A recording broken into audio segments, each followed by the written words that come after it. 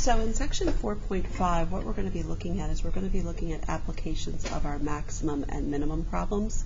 And these are kind of the steps we're going to go through in terms of working out the word problems when we have to apply our max and min. Our first step is you want to draw an appropriate figure and label. So again, you look at the shape that they're giving you and label any quantities that are relevant to the problem. You want to find a function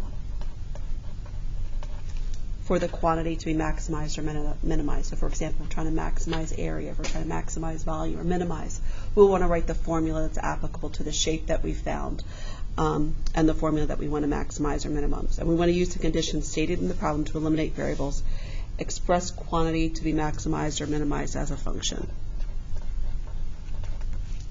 We want to find the interval of possible values for this variable from the physical restrictions in the problem. And then if applicable, we want to use the techniques of finding derivatives to obtain the maximum or the minimum. So we know how to find maximums and minimums. You have to find the derivative, set the derivative equal to 0, and then do your number line test. So other words that can be used that mean maximize, you may see in the problem greatest, largest, or if you're talking about a distance, furthest away. And there could be others out there as well, but these are the most common phrases you may see in some of these problems. Minimize, you may see least, smallest, or closest, if you're talking about a distance. And again, like I said, there could be others. So here's an example. We want to find a positive number such that the sum of the number and its reciprocal is as small as possible. So again, we're trying to find a minimum. So I'm just going to let x represent some number. So notice I want to find the sum. So I want to write the formula that's applicable to a problem. So the sum is going to be equal to some number plus its reciprocal. And I want this is what I want to minimize. So what I'm going to have to do is I have to find the derivative. So I'm going to take the derivative of the sum with respect to x. So ds dx is going to be equal to 1 plus the derivative of 1 over x is negative 1 over x squared. So now what I want to do is I want to condense this as much as possible, so I get my common denominator.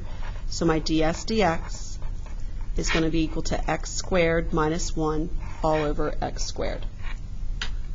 So now remember how we need to find the critical numbers. So I'm going to take my numerator, set it equal to 0, which is going to give me x is equal to 1 and negative 1.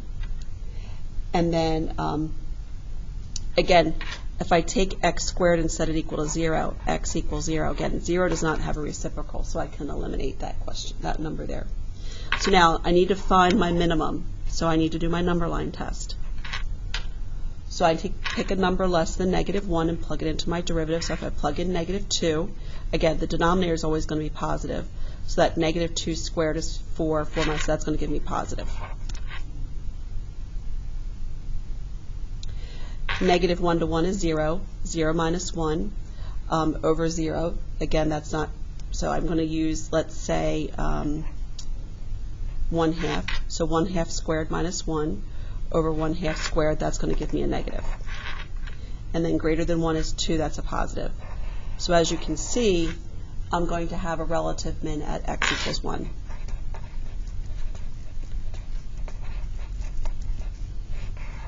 Now looking also at the problem, they wanted me to find a positive number. So I also could have eliminated negative 1 could not have been a possible minimum that would have solved this particular question as well. So really on my number line, I really just had to check 1 to be my relative minimum and relative maximum. So now let's take a look at another example. A farmer has 2,400 fencing. He wants to fence off a rectangular field that borders a straight river.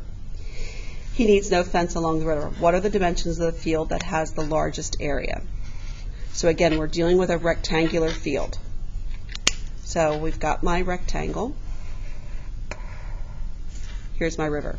Remember, he needs no fencing along the river. So I'm going to call this side x, this side y. And this is my river. I know to find the area of a rectangle, it's going to be base times height, so x times y. He has 2,400 worth of fencing. So the fencing is going to have to go around 3 of the 4 sides of this particular rectangle. So the perimeter is going to have to be 2,400 fencing. He has 2,400 worth of fencing. It's going to have to be equal to 2y plus x. So what I want to do, I know this is the formula I'm going to actually be maximizing because he wants the largest area. So before I do my derivative, I want to rewrite this in terms of all x or all y. So what I'm going to do is I'm going to take this formula and I'm going to solve for x. So x is going to be equal to 2,400 minus 2y. So now what I'm going to do is I'm going to take x out of my area formula and replace it with a 2,400 minus 2y.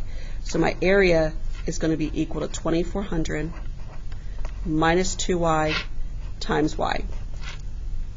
Distribute, so my area is going to be equal to 2,400y minus 2y squared. So now I'm ready to take the derivative of the area with respect to y. So that's going to be 2,400 minus 4y. So again, to find my maxes and mins, I have to take my derivative, set it equal to 0. So I end up with, if I take out a 4, that's going to give me 600 minus y. So y is going to be equal to 600. And again, you can confirm that this is indeed a maximum. If I plug in 601, this is positive. 600 minus 601 is a negative. If I plug in 599, that's a positive. So you can see how 600 is indeed a relative max. Now make sure you're answering the question. The question is, what are the dimensions? So I know it's going to have to be 600 by, remember, what is x equal to? X is going to be equal to 2,400 minus 2 times 600. So again, that's going to be, x is going to be equal to 1,200. So my dimensions are going to be 600 by 1,200. This is the dimension of the field that will give us the largest area with the 2,400 feet of fencing. So 600 feet by 1,200 feet.